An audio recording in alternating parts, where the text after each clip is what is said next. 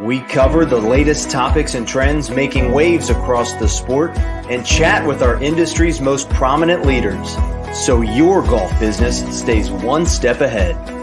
Welcome to Golf Business Live, powered by Club Caddy. Here's NGCOA CEO Jay Caron and owner of Augusta Ranch Golf Club and secretary of the PGA of America, Don Ray.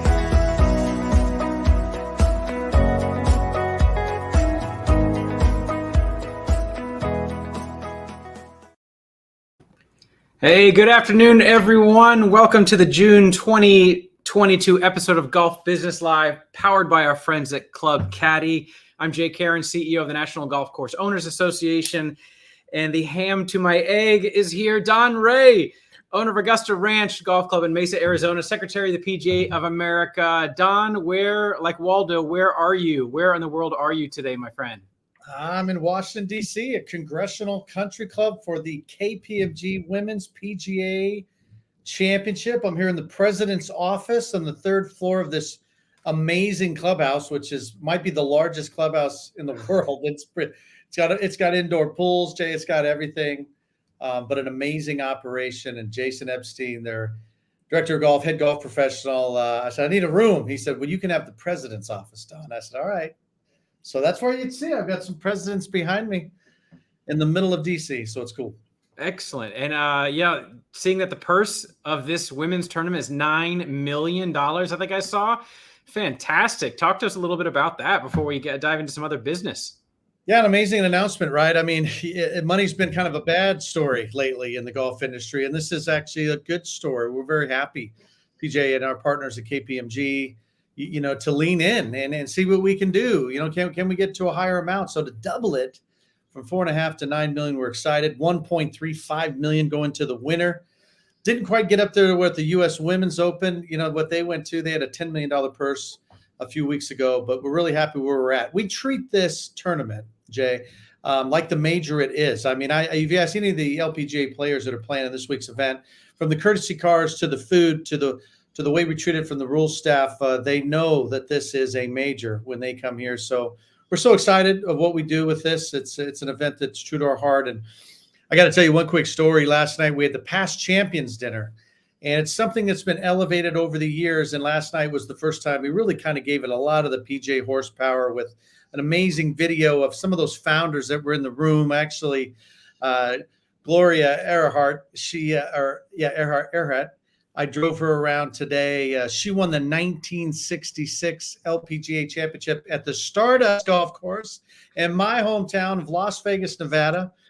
And she made $2,200 when she won in 1966 and drove her around. A lot of people recognized her. It was certainly a joy. But to hear the stories last night of where they've come from and how they battled so hard to keep this tour alive.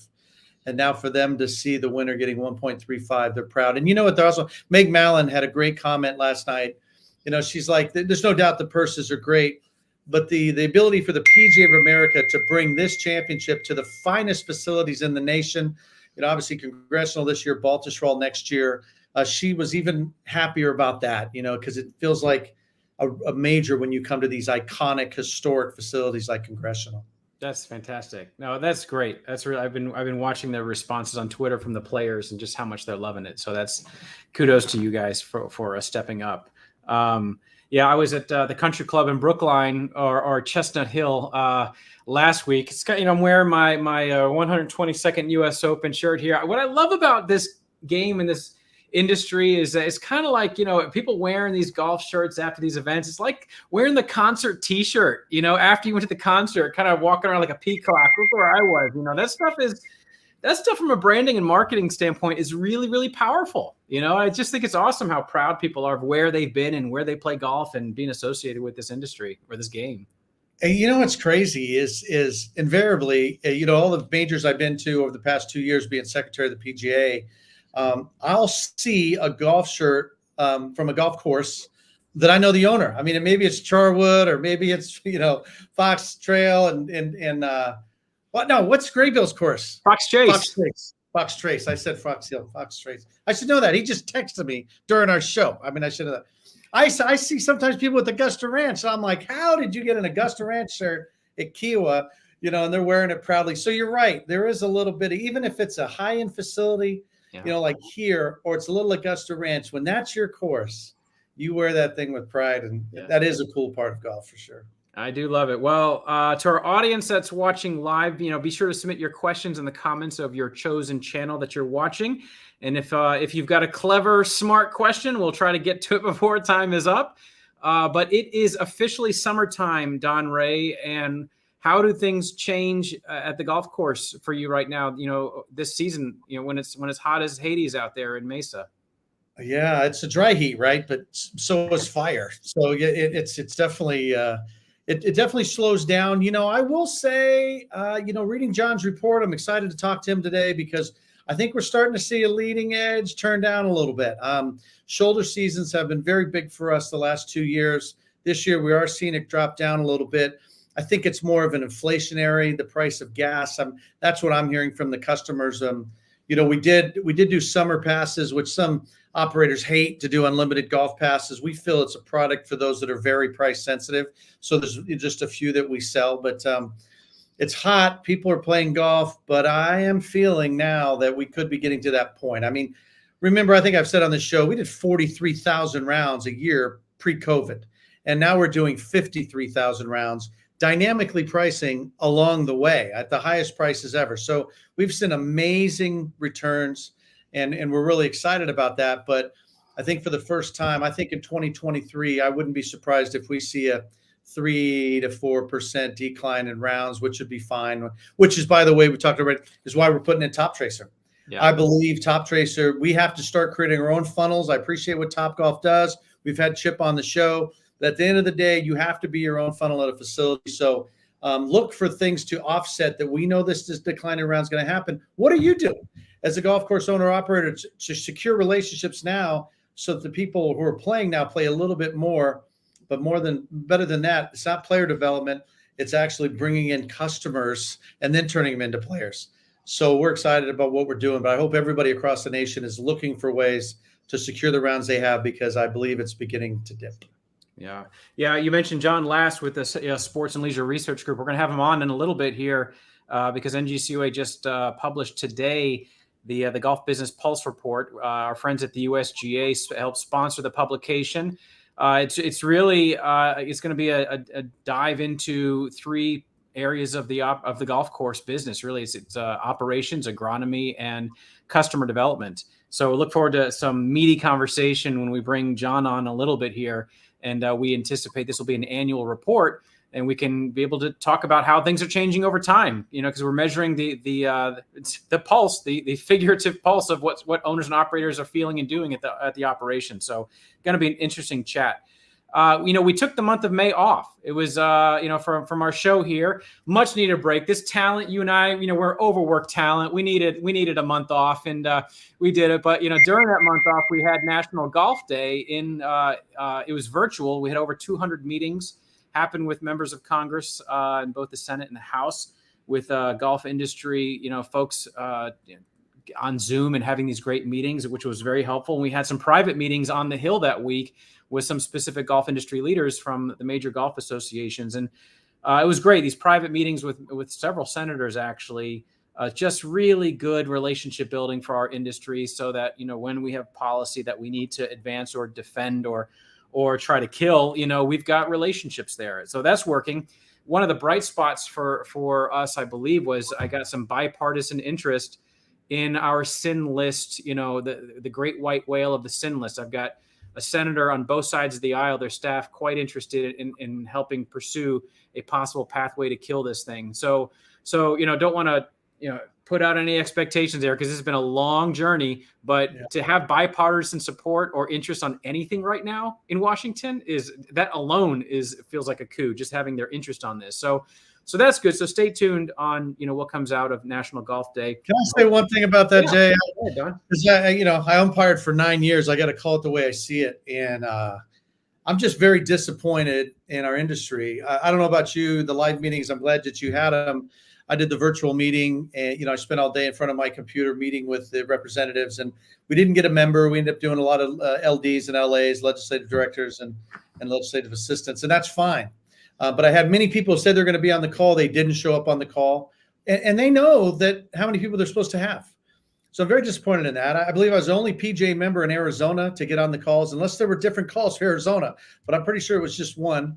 And so my fellow PJ professionals, if you're listening, this is not a joke. We need to build relationships with these legislators. So we are constituents. And I believe, Jay, that golf professionals, we can wind a good story and we can talk about grips. And I think given the chance, that we can be a change agent in that room. So I'm disappointed in my brethren, the LPGA, the PGA, really everybody. There were 2 superintendents on there, 1 club manager, and other than that, 0. And some of them didn't show up for several of the calls. Bummed out.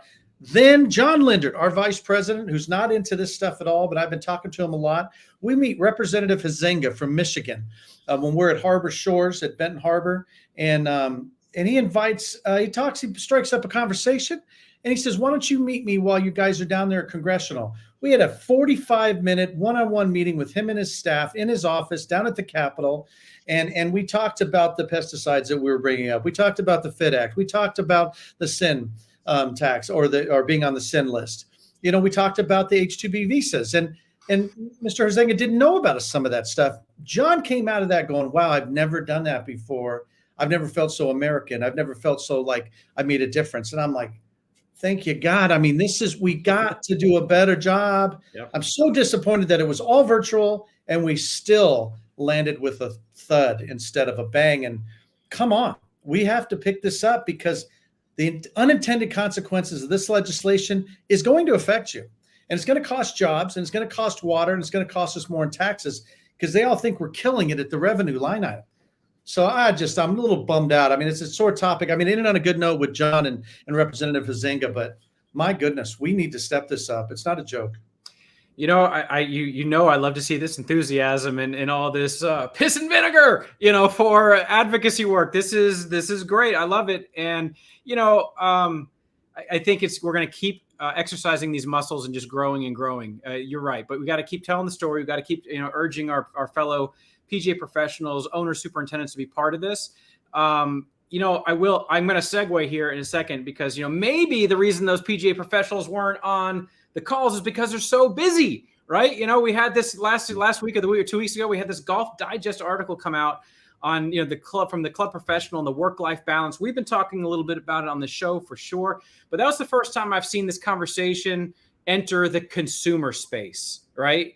Where it's really been kind of trade B2B. We've been discussing what do we do about work-life balance, workplace culture, all of these things. And we're going to get to it also as part of the Pulse Report here. But what are your thoughts on this conversation now entering into the consumer space, which is not where it usually is? I couldn't be happier. I wish they'd put the article in Wall Street Journal. I mean, I want the owners and operators and the members of private clubs across the nation to understand that we're working hard and the expectations. Hospitality is hospitality. We get it.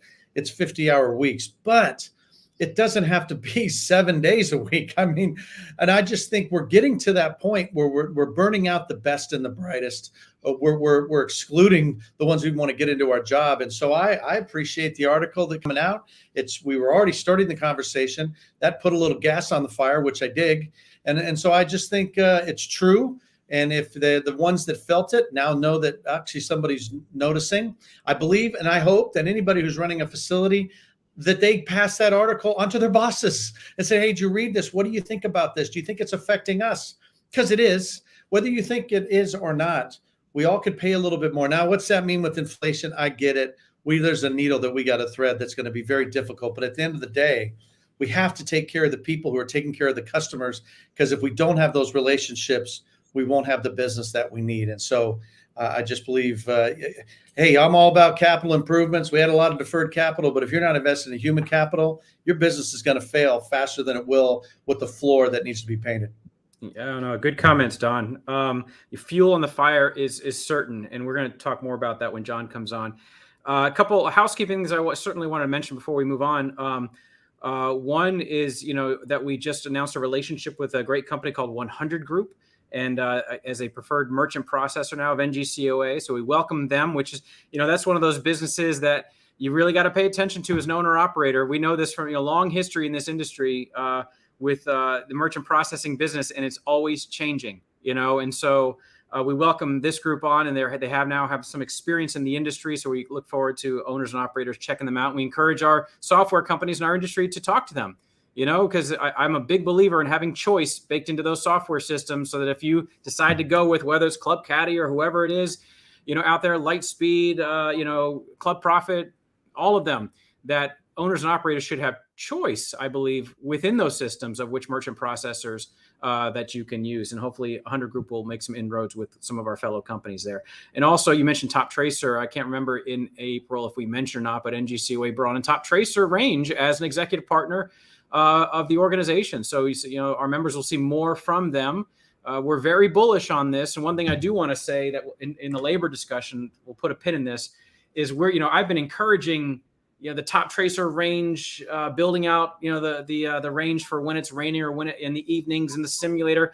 It's, when I started pushing all this, I wasn't thinking of the labor question, right? And I think it might have been the Golf Digest article, or may have been the Global Golf Post business article that kind of said, the pros are recognizing, wow, adding more hours to the business here.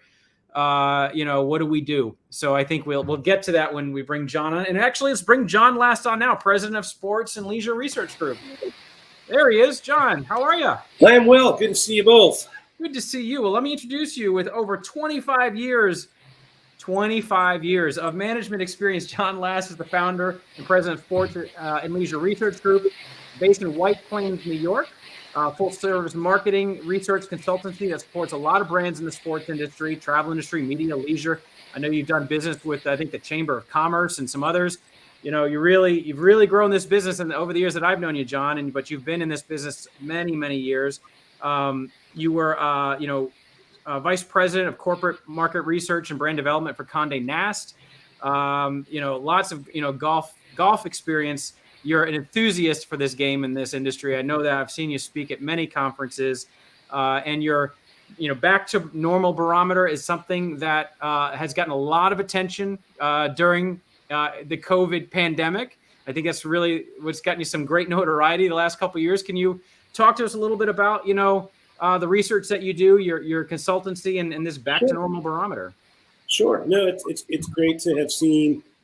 The back to normal barometer was kind of looked at as, I think a lot of things were looked at when COVID came about, as, hey, we'll do this for 3 weeks, 4 weeks, a month, 2.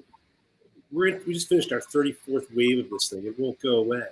And we initiated it really as a means to understand what consumers' attitudes and behaviors were going to be, what their likelihood to kind of re-engage in different aspects of society and leisure.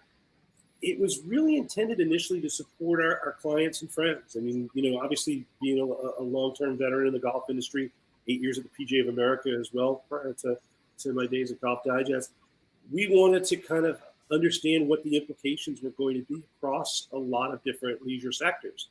And interestingly, what we thought was just going to be an exercise in thought leadership wound up being embraced by about 14 of the leading trade associations in DC, everybody from National Association of Realtors to U.S. Travel to American Resort Development, U.S. Chamber of Commerce, as you mentioned. And one of the real side benefits of it that I never necessarily anticipated as well at the beginning was it gave us a much broader lens with which to understand what's going on in the golf business.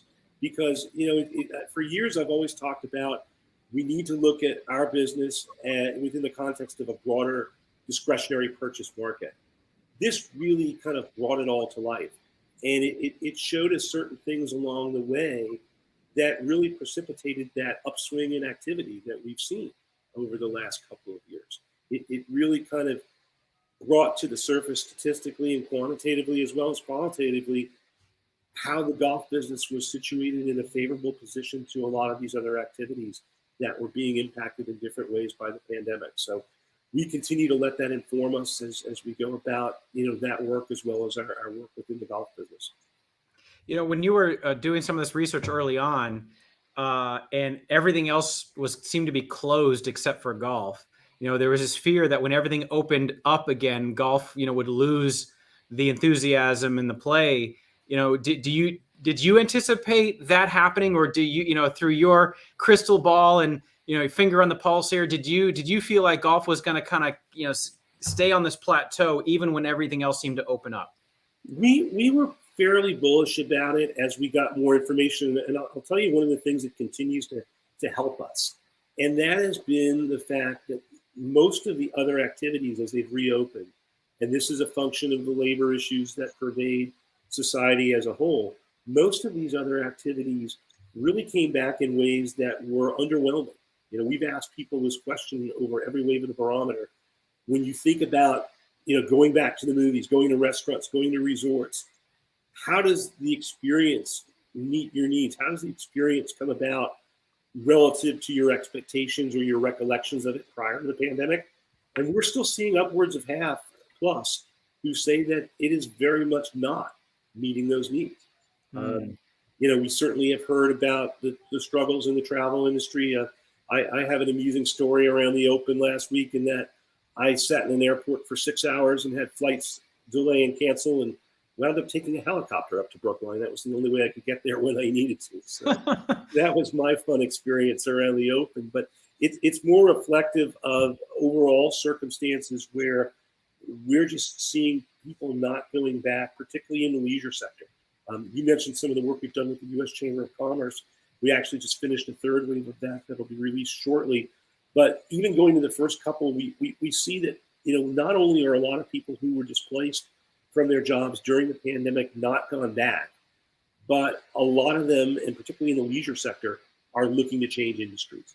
That, coupled with inflation, has really put a lot of pressure on service delivery in these activities. And fortunately for golf, not that we have been immune to that, the continuity of what we had to offer, I think, puts us at least at a sense of competitive advantage. And that's where I think, we've been able to sustain some of this upswing through this time. But I heard Don's comment earlier that I don't disagree that I think we may be coming towards an inflection point pretty soon. Yeah. You in the new Golf Business Pulse report, you do intersect your other research with this golf industry research, and we did some specialty research for this report. So can you talk to us a little bit about, what you did, the methodology to create the content that's in this report, which is free to NGCOA members, by the way. You got to go to ngcoa.org to download the report. If you're not a member, we encourage you to join to get your free report. There's a small price to pay if you're not an NGCOA member to get this. I think it's about a 40-page publication, again, that goes into agronomy, customer development, in marketing, sales and marketing, essentially, and operations. So talk to us about your methodology and, how you gain these insights. Sure. So, we went about this with a two-pronged qualitative and quantitative approach. We began with about 35 depth interviews with a variety of multi-course operators, owners, as well as individual facilities. We got a very good mix of owner types. These were 30-minute in-depth interviews that myself and one of my partners did personally. Talked to a lot of very prominent names within the business, as well as some smaller operators, to get a really good understanding of the major issues, the major opportunities, what people saw out there. And it really helped inform the context then for a larger survey that we then did with NGCOA members. Several hundred individual respondents, over 300 in total, representing even more facilities. So by combining the qualitative explanation, the emotive side of it from the depth interviews with the quantitative research, one of the things that I think really presents itself nicely in the Pulse report is that you have a good combination of data in the form of charts and tables and pies, as well as some really salient quotes and observations from some of the leading luminaries within the business. Yeah, I tend to believe that we're always informed by data, surveys, but nothing replaces the anecdote and just the quotes that people have. I tend to think we see the world more by these quotes and anecdotes and what we're hearing more than sometimes, what do the numbers say? It's a combination of all of the above, certainly, to create this kind of rounded picture, which is what we did here. Yeah, so good piece of work. It brings to life the numbers. It's a story that really illustrates it, and hopefully it really connects with the circumstances that a lot of the people watching and the membership is very much attuned with. I always believe that you want to have both, because so much of what people actually articulate kind of illustrates things in a way that the numbers only come, to a certain level. Yeah, so we lead the report with this kind of macro context section, just the big things happening out there. this is where I'm going to bring Don into the conversation on this particular point, because inflation is a big concern, right? And it still is. We were doing this research earlier in the first quarter of this year into the second quarter, and now, inflation is still a big concern. Maybe it's even a bigger concern than it was even 6 months ago, with interest rates rising and everything else going up. Don, it made me think there's some benefit of longevity here, that, we had this 15-year long, what I call industry recession, right? When you look at all the numbers, all the KPIs in the industry were contracting over about a 15-year period until all of a sudden this COVID bump, right? And, during that time period, it always seemed to be a matter of where can I cut in order to maintain profitability, because there was this, supply and demand was out of whack. And so it was hard to increase prices. It was hard to get more customers. Raising the top line was harder than cutting the bottom line over many, many years. So now with inflation, rising, even though, and we're seeing what we're talking about, maybe this plateauing, or maybe, the top line might start seeing a little bit of a dip here at golf courses, maybe not. Where the hell are golf course owners and operators supposed to cut now? If inflation is going to have an effect on a cost of goods sold, labor is going up on expenses. So where do you continue to look in order to make that bottom line black? To me, I think we have to do the opposite of what we did before. I think what we did before is we took our best employees and we taught them how to read a spreadsheet. We put them in the back room and said, manage this money, watch it like a hawk, because what are we going to do? And we learned how to save money. We learned how to package tea times with hot dogs. And we really didn't think about relationship too much, because the sport had been commoditized because of Golf Now. And then now all of a sudden relationships are the key. So this is where I think we're not necessarily going to cut things, because to your point, the bone is there. There's nothing left to cut. So we're going to have to build on. And when I say the opposite, I mean these golf professionals or these people who are good with people, get them out from behind the counter.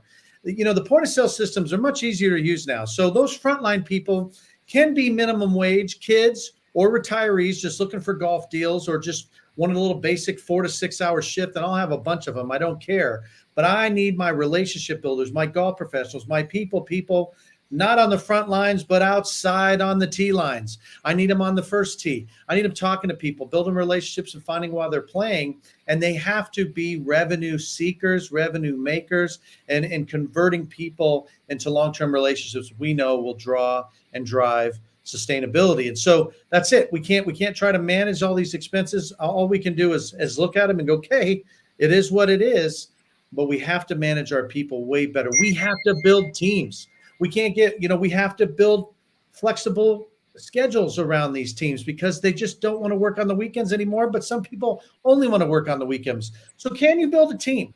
Because you got to have offense, defense, special teams. You've got to have all of these tools all pulling in the same direction. You just can't have the salary person working the counter, because that's the cheapest way to go about it. Don't do that this time. Don't do that. Take your salary people, get them on the front line, commission them. I would say take everybody off salary, in my opinion.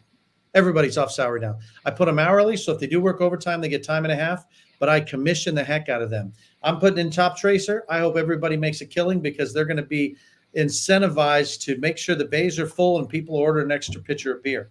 So that's where it's at. Don't worry about cutting. Take your best people and make them growers, planting seeds, harvesting the crops, and let some young kids, 17, 18 years old, run the counter, or 76 or 78 years old run the counter. And let the people who build the business build the business. I like it. John, what were some of the highlights on the labor topic within the operations section of the Pulse Report? Without giving away too much, but what do you feel like were some of the highlights that we can talk about? Well, I think Don just hit on a lot of what was in the report, both quantitatively and from the comment section. The fact that with some of the automation that has become more pervasive at facilities, it frees up the opportunity to bring your best people into a customer-facing role. So that was very evident in what we were seeing here. We certainly saw that ranges from a gamification standpoint, Top Tracer, were also very prevalent among those who were seeing this as an incremental opportunity to meet the customer in their own space. So those were a couple of things that really jumped at us from an operating standpoint. Certainly from an inflationary standpoint, we saw costs increasing significantly. I think 91% of owners strongly believe that operating costs were going up in 22. That's a big number. So you combine that all together, and to Don's point, it's right, because if you're not out there building these relationships, if you're not out there cultivating the customer, I was surprised actually to see that when we asked operators what was their priority in terms of customers, whether it was long-term customers, new customers, or retaining those that came about during the COVID surge, people were those that were prioritized. Good comment. Hey, I want to make sure you saw this. You got an amen, Don, from Steve Graves Sr. You got an amen. Good job. You've done your work for today. Okay, nice work. Thanks, Steve, for that comment. Speaking of automation, because we that always felt like a threat for many years. It's like, oh my gosh, we bring in automation, we bring in robots, we bring in this. It's going to replace people.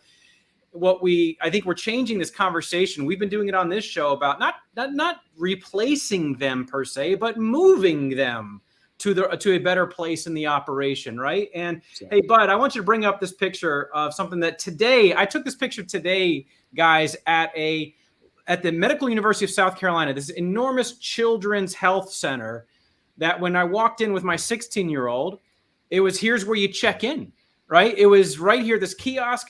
Who are you? They verify who you are and all of this in your appointment. And then they print out this little patient passport that you take up to the office and you scan. When you scan it, someone back in the office knows that you're waiting for them. I mean, it was nearly a humanless interaction.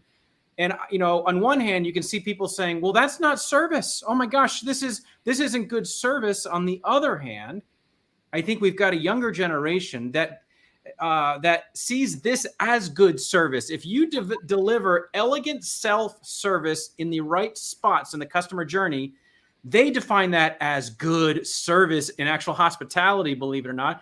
And you know what they're doing, Don, in this doctor's office? They're deploying their salaried people or their highly skilled people in the places where they need to be most effective for healthcare delivery. And I'll tell you, once we got into the office, after we scan and we go up the elevator and go into the office, everybody was super hospitable, super nice, super welcoming. And the actual patient experience was very positive. So you can see someone in the healthcare industry or at this hotel or this hospital is thinking along these lines. The question for us is, where's that opportunity in the golf industry and where is it going to show itself? Because I still haven't really seen it show itself quite yet at the operations. But does any of the report here corroborate this, John?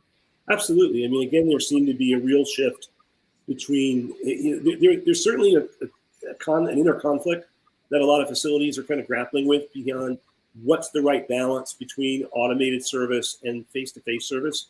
And I think, you're circling around the right balance. And that is, you have the opportunity for those very comfortable with the technology to use that for check-in. Again, to Don's comment about having, the people at the desk being perhaps less in direct contact with the consumer, and having those that are really best customer facing at the first tee, actually servicing the player and guest during the experience. That's where you're ultimately going to move towards.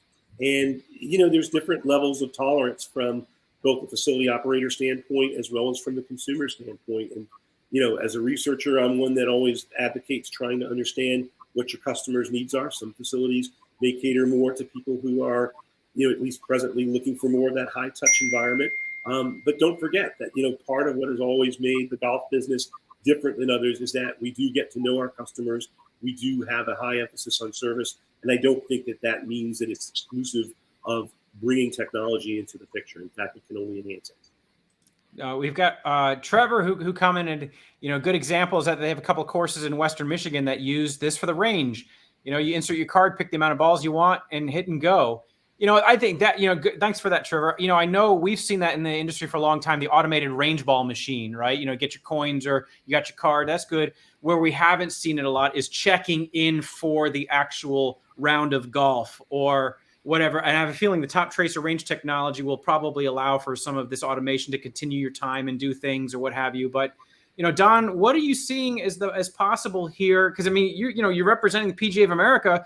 the front line and the T line, people out there, how are they feeling about the embracing the possibility of entering more automated technology in the customer journey to allow them maybe to do other things? Or do you feel like people are threatened by it still?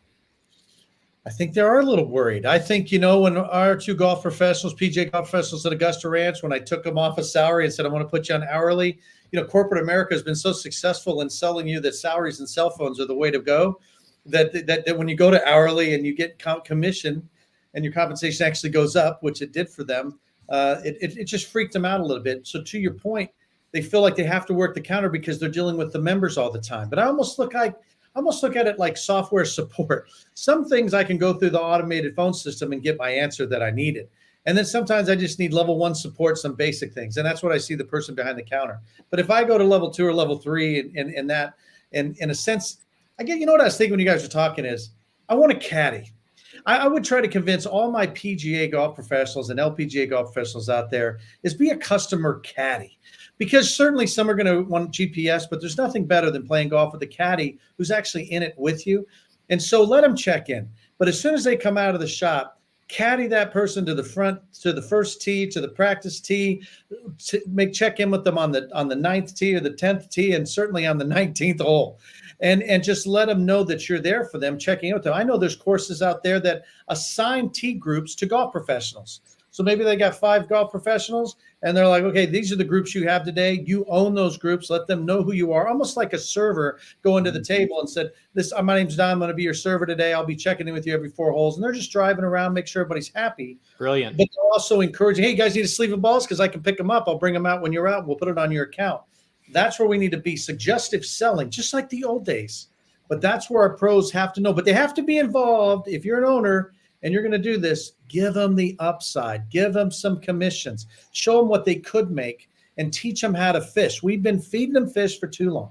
Let's teach these golf professionals how to fish, and they'll be happy with what they catch. I'm guaranteed that it's going to work. That's brilliant. We've got Wayne. I'm not sure what course he is with, but he says, we've been doing remote check-in with our starters for 2 years, and our players love it. Next is the kiosk, just as you showed. Fantastic. This is going to get ubiquitous, Don. Mark our words right now, June 2022. I don't know how many years it's going to take, but this will be certainly more ubiquitous than it is now. We're going to see this elegant, I call it elegant self-service, right, where it needs to be. So let me, we talked a little bit about the work-life balance, in the Club Professional and the Golf Digest article and these things. John, what does the Pulse Report speak to this topic as far as the American worker and what they're looking for, and how we're going to have to square this with the modern day golf operations? Well, I think one of the great things that has benefited the golf business as a result of the pandemic for so many years, the crutch reasons why we couldn't grow the game were time and money. We couldn't do anything about that, right? We can't make people wealthier necessarily, and we couldn't give them more time. Well, COVID gave them more time. And that time was something that people to this day still aren't willing to give up. We've found, I call it the great reprioritization, and we've found that still some 60% want hybrid work or expect flexible work. We find in the barometer, and talked about it in the Pulse Report, that still about a third, you're kind of breaking out those who are back to their jobs full-time outside of the home, and those who are back, who are working exclusively at home, and those hybrids, about a third. That gives us as an industry some great opportunity to, again, meet the customer where they want to be. And I think understanding the customer and those needs is obviously going to be a huge asset for a facility operator. But what it really does is that it shows that people are looking for more of that balance. There was an interesting piece I read today, I think it was in Axios, that talked about some of the generational changes in what people are looking for in terms of their life-work balance, and a real shift away from, again, I guess I'm showing my age a little bit here, but I always, to me, it was always about working hard, right? It was you had to continue to just keep pushing it. That's not necessarily what we're seeing, and others are obviously seeing in terms of the priorities. So to the extent that golf becomes that great release, and to the extent that golf has always been this social escape from other aspects of, we've asked this question for years about golf as an oasis, and we continue to see that increase in terms of people that see golf as an oasis from the day to day. those are huge marketing levers and triggers that we can continue to explore. Okay, so we've got, we're understanding that the American worker wants different things these days. This work-life balance. They're realizing I've got one life here, and I want to have this balance in my life. I want to be a good worker, but I also want to have time for the things in my life that are not work, right? And that's and that flexibility of working at home gives us an opening to play more golf during the week and all of these things, which we're benefiting from, which is great. But Don, the typical American customer and customer of ours is also the profile for those that work at golf courses. So if these same people that are playing more golf because of this flexibility they like are working at golf courses, it stands to reason that these same people want the same flexibility that they're seeing their customers are bringing with them to the golf course. So how do we square that operationally? Because that's where the tension is right now is how does the employer, there's always tension between employee and employer. That's just the nature of work, right? There's this tension of this is what I want, this is what I can give, and so forth. And employers can never give everything an employee wants on their list. But where is the point of reason and reasonable within what an owner operator can do here? I know what you're saying.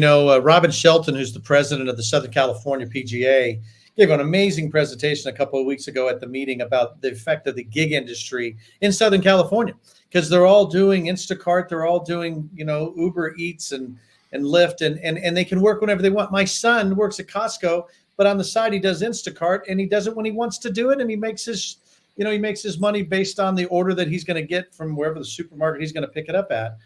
I think it's certainly, I know what they're looking for. And I wish I could, instead of Instacart, maybe it's the driving range cart. Can you pick the range and come out for 2 hours to pick the range from me? Because I need somebody, because I can't get the extra person. I have one person closing, but I can't find a second closer. Well, there are a lot of caddy apps now. Yes. Caddy Now and some other apps that they're coming out that, like, you want a caddy? There's an app and there's a kid or someone experienced caddy that can come out and meet you at the golf course. So that's definitely trying to make its way into the industry. Yeah, and so I guess I was going to say too that your culture in your staff is more critical than ever. There's no doubt. I don't think anybody's working for money anymore, but they want to like where they work. They want to feel important. That hasn't gone away. If anything, it's exacerbated by this generation. And so if we're not doing bowling nights, or we're not having a dart league or a softball league or a soccer league or a cornhole league or doing fun things with our staff, you should have one staff person assigned just to social events, even if you only have 15 staff members. Who's in charge of making sure that everybody's birthday is remembered?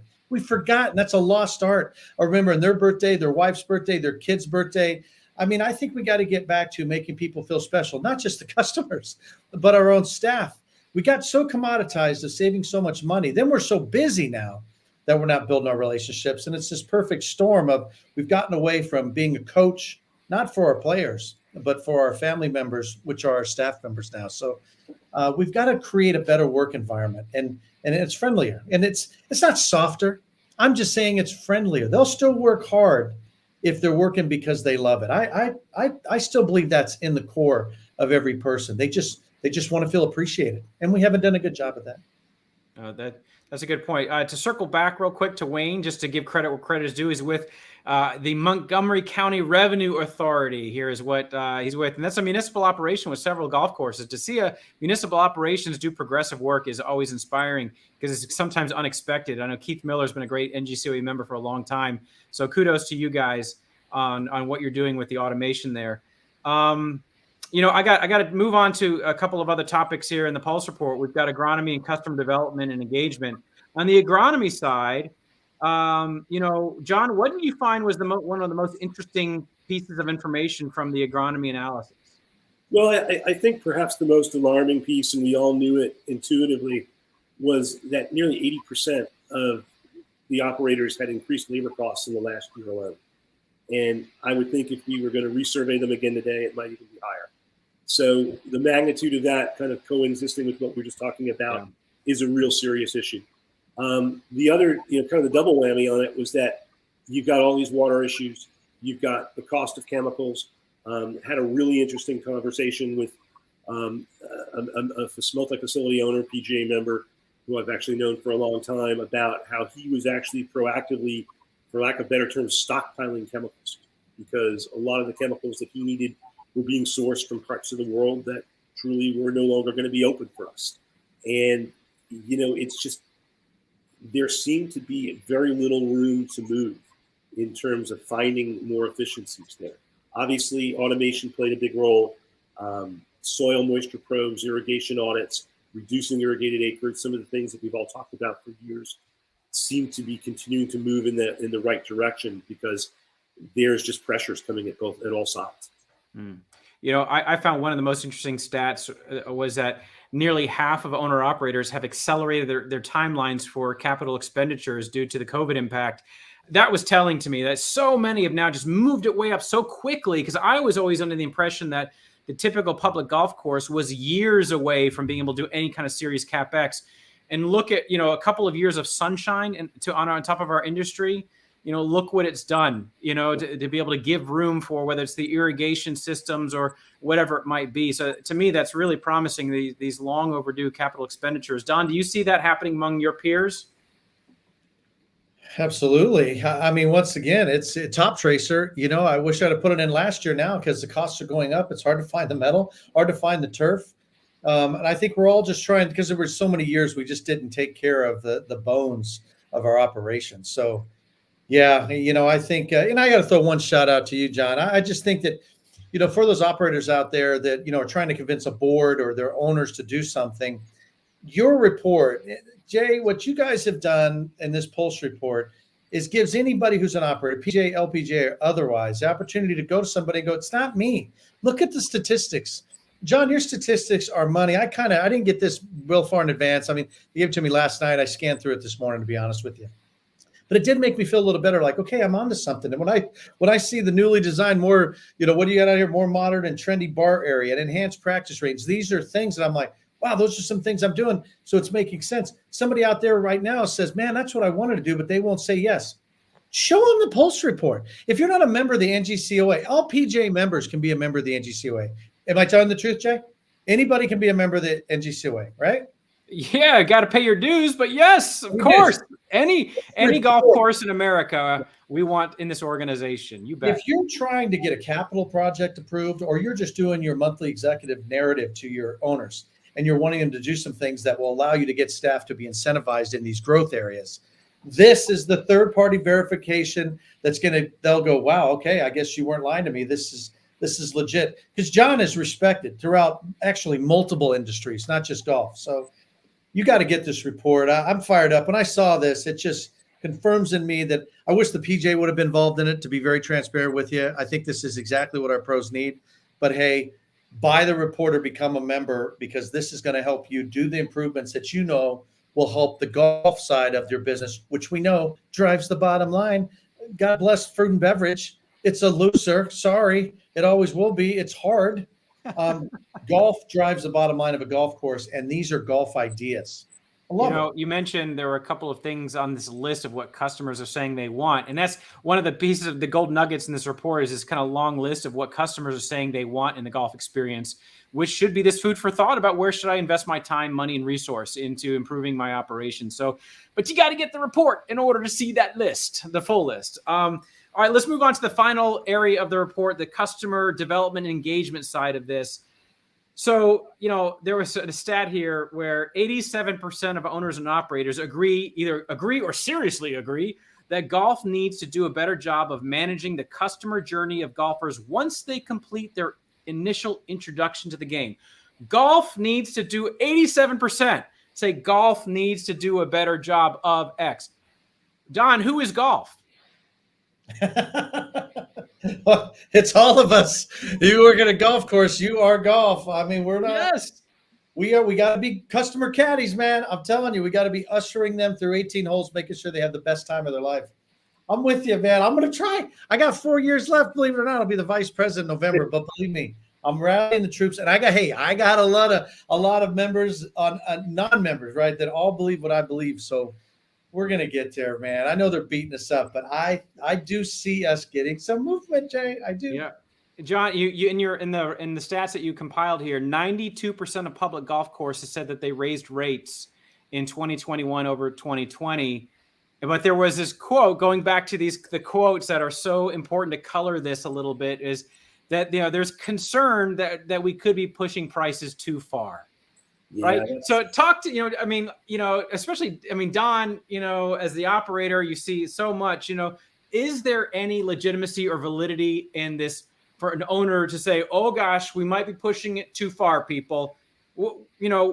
How will you know when you've pushed it too far?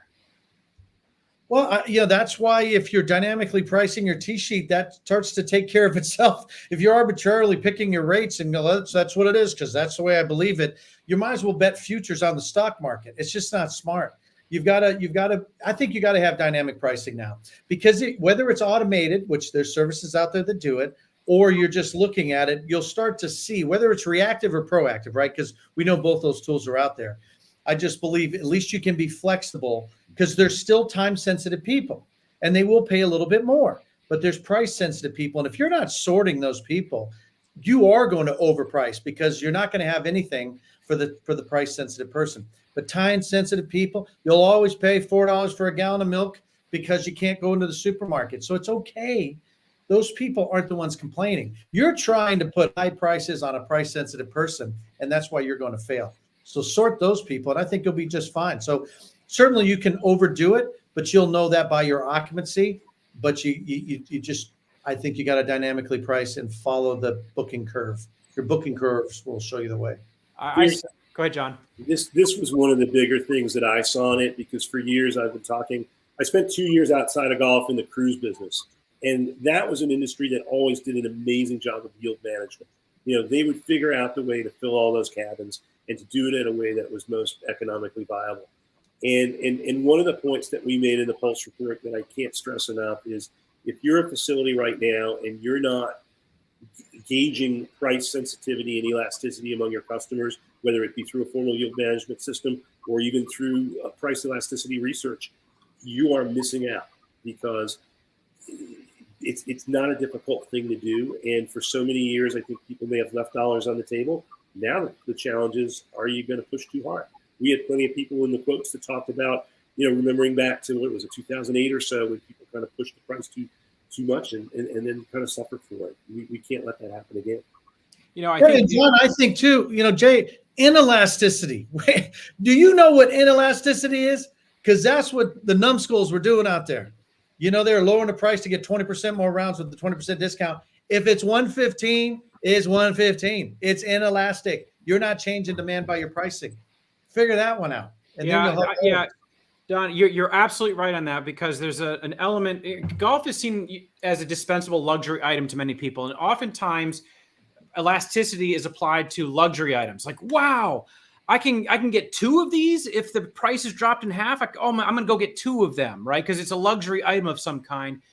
But that's not the same with golf, because there's the time factor that goes into this, that most, people that play golf have a limited number of hours that they can actually spend in a week playing golf. And just because you drop the price in half doesn't mean I'm going to find twice as many hours to go play. So it has this extra variable that people forget that they need to remember when it comes to this. Also, you mentioned, golf is where the money's made, that, getting people onto the golf course and the tee sheet.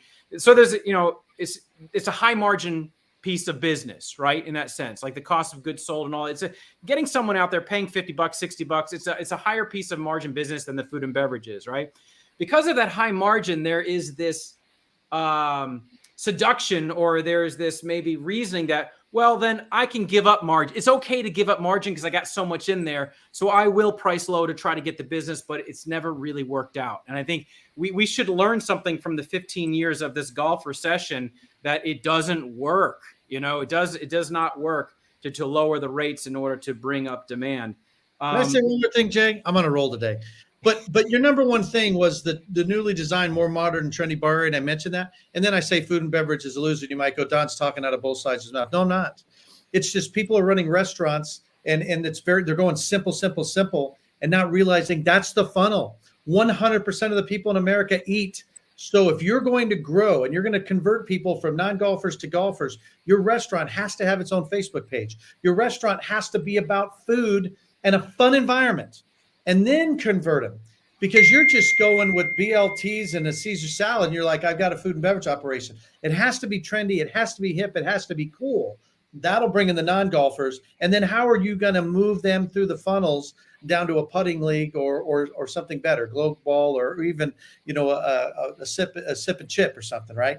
That's the key. So don't get confused. You're losing money in food and beverage because you're not using it as the funnel that it needs to be. So it's got to be hip. It's got to be trendy. It's got to be Instagrammable. You got to want to take a picture of your restaurant, and everybody's going to do it at your bar. And it's got to also, it plays right into another trend that we saw in this, which was more of the successful facilities recognizing that people's desired experience isn't always the same. It's not 18 holes and a couple of beers. For some, it's 9 holes. For some, it might be 6 holes. For some, it might be going out and playing with top trees. And the more we recognize that we've got to meet the customer where he or she is, the better we are going to be in finally recognizing the competition is not just the other facility down the street, but all these other leisure activities that right now we're in a comparatively competitive advantage versus where we were pre-pandemic. Bingo. And it's amazing that how some high demand changes the DNA of everything, everything. But so will inflation. So we got to work both sides of this coin all the time. The top line, the bottom line is. I really think this is one of the toughest businesses in America, but it's one of the most rewarding businesses in America as well. There's no question about it. Guys, we got to close out the chat here. To get the report, go to ngcoa.org. There are other amazing insights. John, great work. We enjoyed doing this project with you, and I think the industry is going to eat this up. We're going to make this, pieces of content that we're going to talk about at the multi-course owner retreat coming up next month, at the Golf Business Conference, at the PGA show in January. We're gonna harvest great stuff out of this and talk about it and program around it for the coming year. And I'm going to be really interested to see next year when we do this report what changes. So thank you for being on the show, John. Great to see you. Don, Ray, always good to see you. And to everybody at home, we'll see you next month for the July Golf Business Live. Take care, everybody. Thanks, everybody. Thanks.